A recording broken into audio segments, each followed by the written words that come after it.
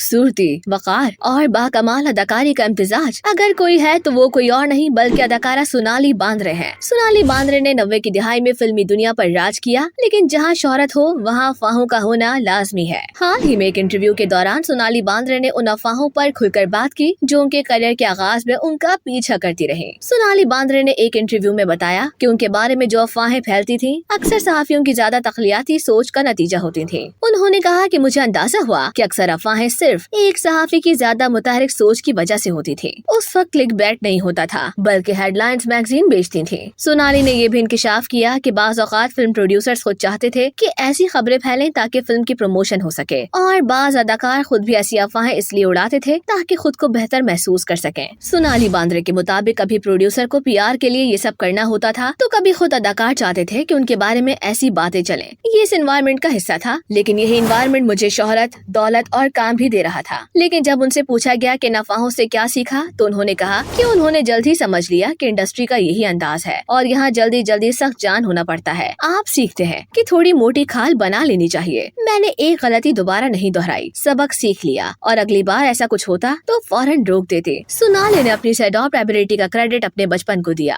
वो बचपन में हर 2 साल बाद स्कूल और शहर बदलती रही। यही उनके अंदर लचक, खुद-एतमादी और तन्हा फैसले करने की सलाहियत पैदा करने का सबब बना। उन्होंने कहा कि हम 2 साल बाद स्कूल बदलते थे तो तब्दीली के साथ जीने का हुनर बचपन से सीखा, इसलिए मुझे कभी दूसरों की मंजूरी की जरूरत महसूस नहीं हुई। ख्याल है कि सोनाली बांद्रे न सिर्फ एक खूबसूरत अदाकारा है बल्कि वो एक बाहिम्मत और बावकार खातून भी हैं, जिन्होंने शोहरत के साथ साथ आने वाले दबाव और अफवाहों का सामना निहायत होशियारी, हिकमत और वकार के साथ किया।